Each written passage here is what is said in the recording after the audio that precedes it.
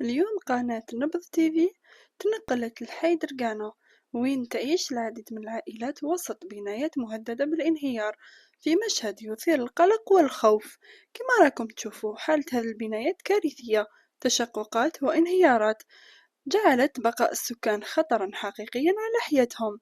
وبسبب هذا الوضع تم ترحيل بعض العائلات من هذه البنايات، لكن المفاجأة أن السكان يؤكدون باللي المكان الجديد ضيق وغير صالح للعيش. بدل أن تنتهي المعاناة، بدأت معاناة جديدة، عائلات كبيرة في مساكن ضيقة، ظروف صعبة وشعور بالظلم والإهمال. الحلول اللي راهم يطلبوا فيهم السكان يعني الأمن، سكن لائق يحفظ كرامتهم، وتدخل سريع من الجهات المعنية قبل وقوع الكارثة. حي درقانو ليست مجرد بنايات قديمة، بل أصبح حي غير آمن.